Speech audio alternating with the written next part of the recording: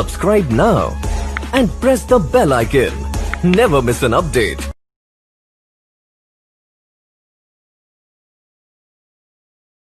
Laughter is one of the greatest therapies in combating adversity, and whole communities and nations have frequently relied on humor to get them through their bleakest times. On August 13, 1961, the barbed wire was rolled out of Berlin to create the Berlin Wall. For nearly 30 years, until it was dismantled, wall jokes proliferated, especially among those living in the East. Laughing was all that was left. Jokes about those who rule you, and sometimes those who tyrannize you, are a form of folklore that has existed in societies as seemingly different as communist Eastern Europe, Tsarist Russia, modern Egypt, 12th century Persia, and modern-day Iran. Humor can also be wonderfully subversive. It can protect self-respect and identity.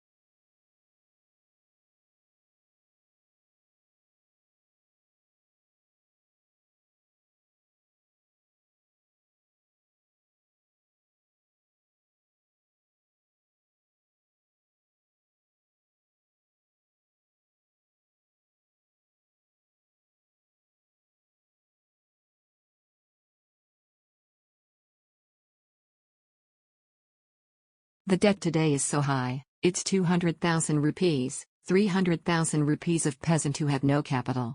They who know within a year or two, when they accumulate that kind of debt. Where is the debt coming from?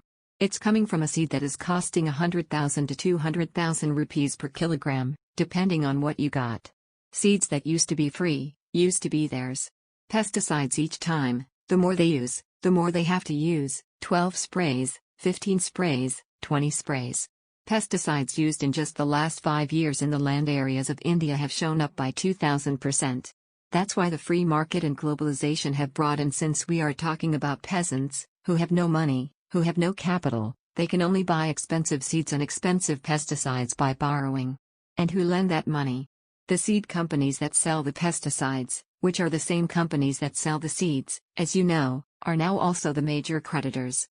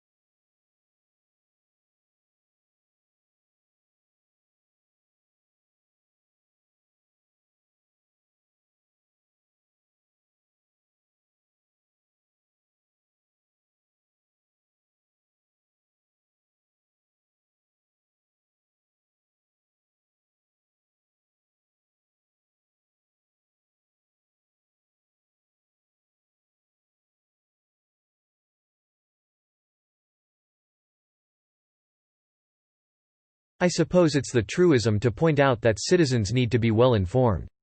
Maybe it's something we take for granted in our liberal Western democracies. But there will be plenty of societies, well, that is run counter to explicit government policy.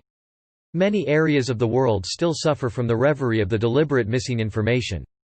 Governments, especially the unelected ones, but also some elected ones, have denied the events that have ever taken place. They pretend that other events did take place. They would help spin what they cannot deny. Ensure they've used every trick of the book, to pull the eyes of the world, and in an attempt to cover up their mistakes.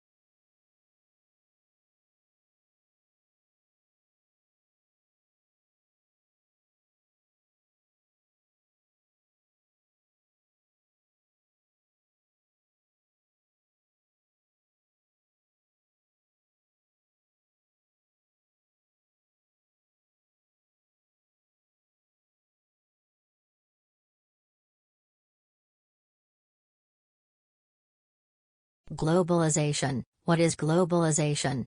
I think that it takes on a few different definitions in one sense of the word. Globalization means proliferation of transactions across country. So, one way of thinking about globalization is a way to describe increase international communications, more trade happening between countries, and be less self-sufficient in providing goods and services to their people, and more companies that have offices in multiple countries, which we call multinationals.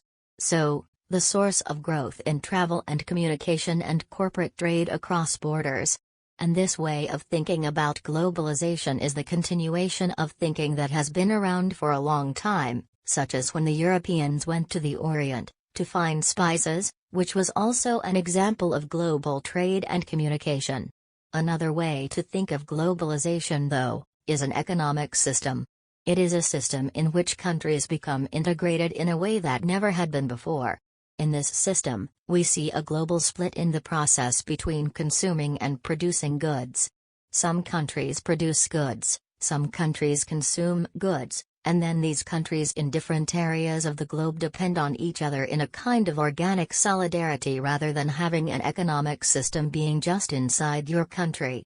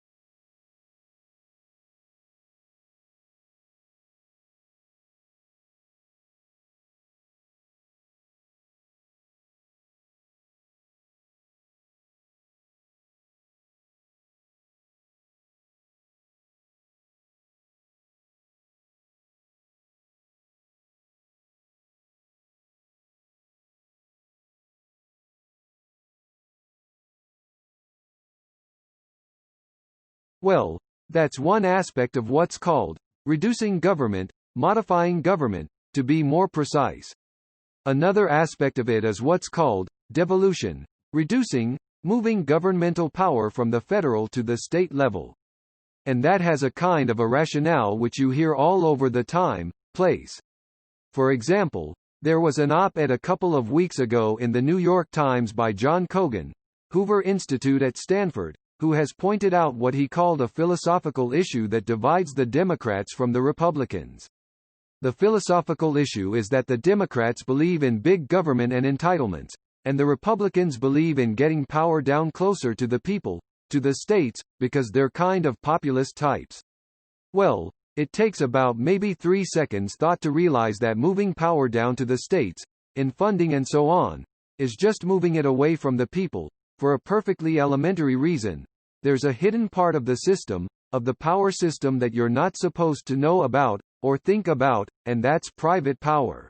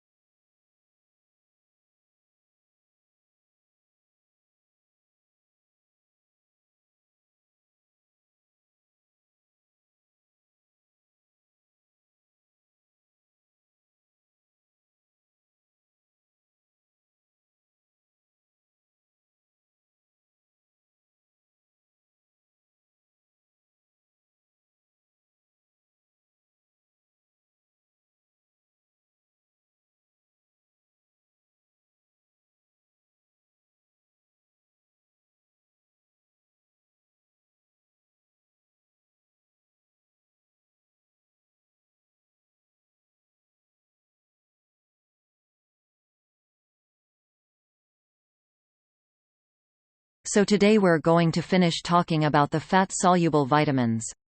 I'm going to start with vitamin D, and I think probably most of you know that vitamin D is called the sunshine vitamin. And it's called that because there's absolutely no dietary need for vitamin D if you get adequate sunshine. And the real important word there is it, because it turns out that in climates which aren't near the equator there's a big question as to whether or not using these you get adequate sunshine. And that's important because foods are not naturally abundant in vitamin D, and that's why milk is fortified, but the fortification may not be enough. So again, just exposure to sunlight is adequate, no need for vitamin D. So vitamin D really isn't the vitamin, it's a prohormone. When human beings evolve, we evolved in tropical climates and ran around naked. There was plenty of skin exposure to sunlight. And so there was no dietary need for vitamin D. As humans migrated away from that tropical regions, they actually created a need for vitamin D in food because sunlight was inadequate, particularly during the winter.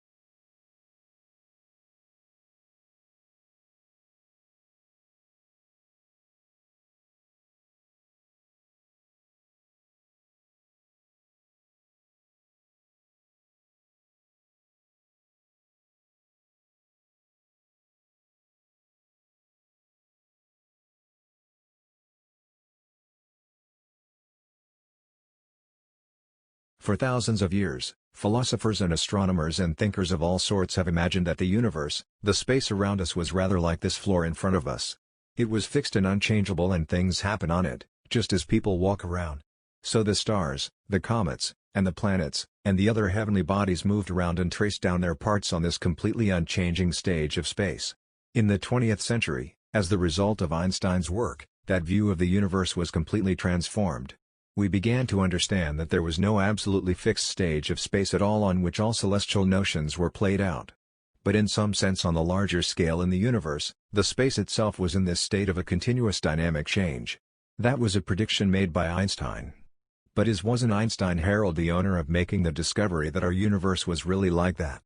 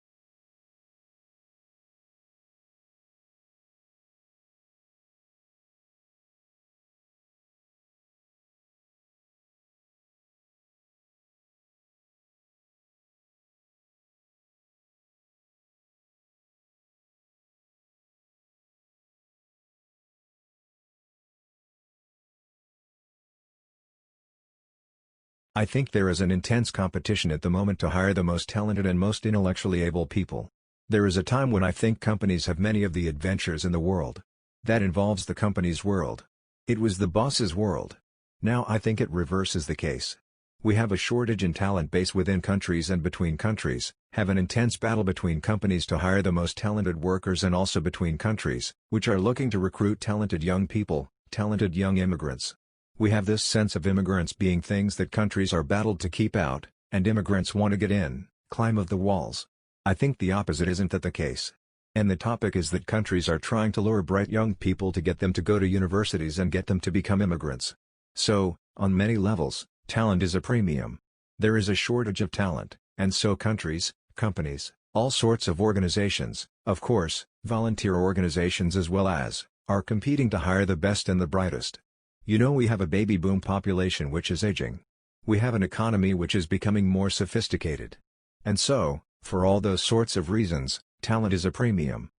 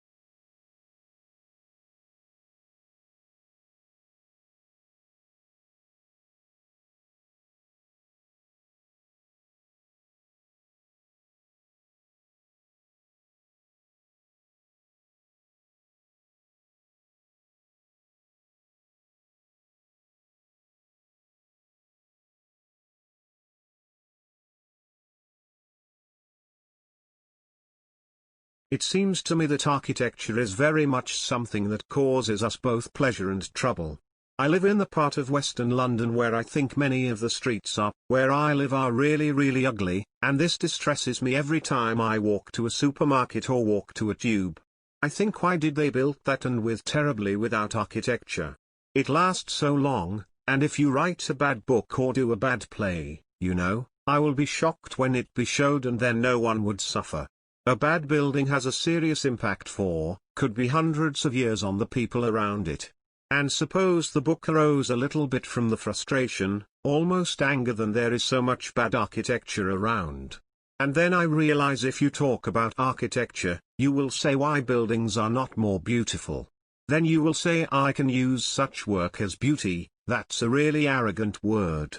And no one knows what beautiful is. It's all in the eye of beholder. I couldn't help but think that actually. Well, you know that we all attempt to agree that Rome is nicer than Milka Kings, and San Francisco has the edge of Frankfurt, so we can make that sort of generalization. Surely there are some things we can say about why a building works or why it doesn't. So the books really attempt to suggest why architecture works when it doesn't, what might going to be wrong when it doesn't work.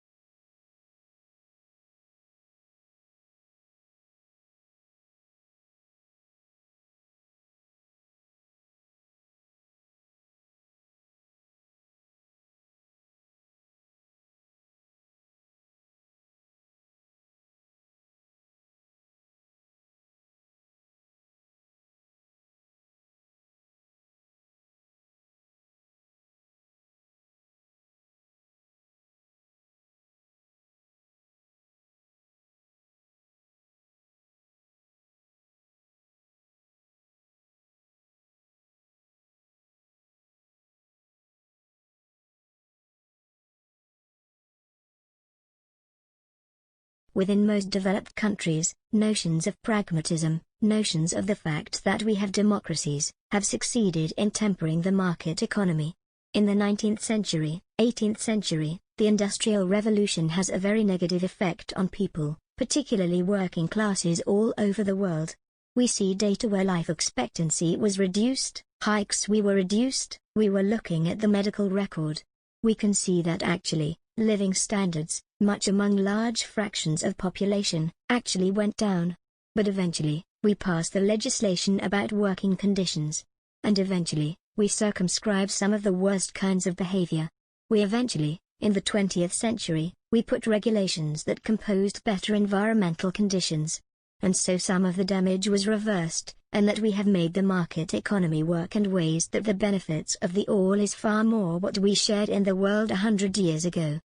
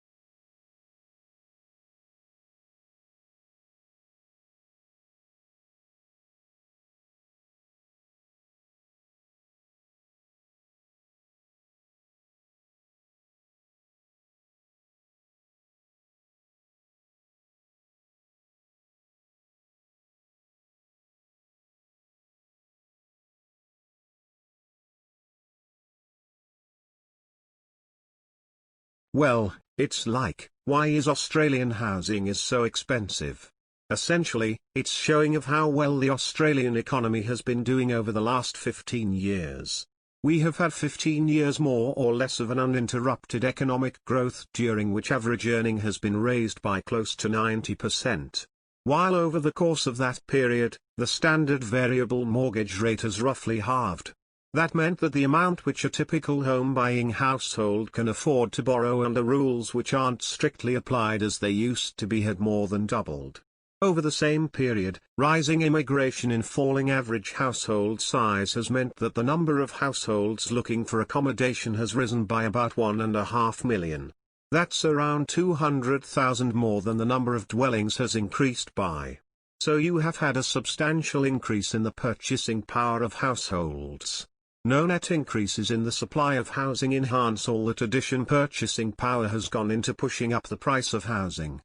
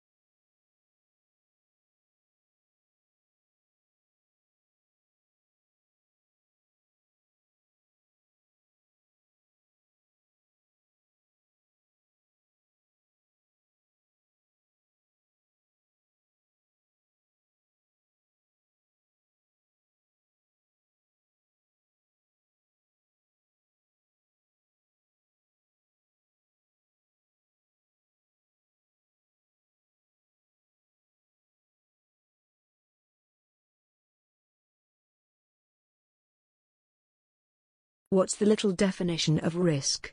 Business schools use risk analysis. So, what do you mean by risk? And we need a dictionary. When you look at dictionary, this is little definition of risk.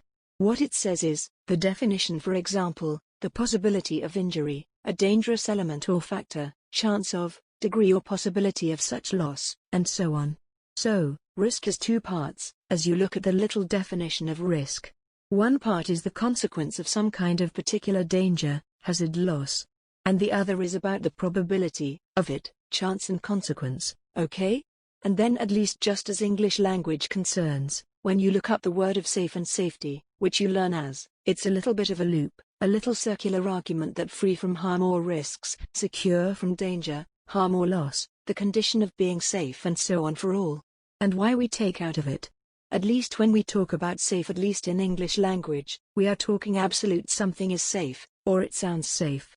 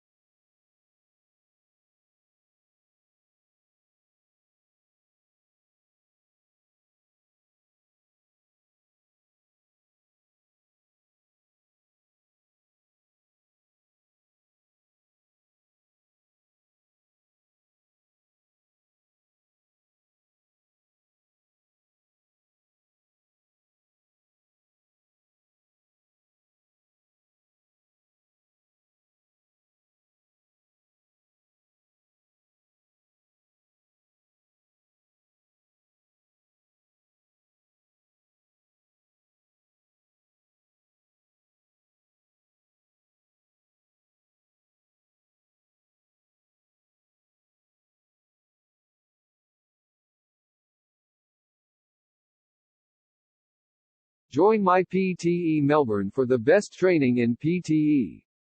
Call +919888500012 or +61420736220 +9199882444019.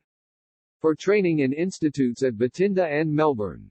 Online classes for both one-to-one study and group classes for scoring 79+ in each module using authentic PTE practice material.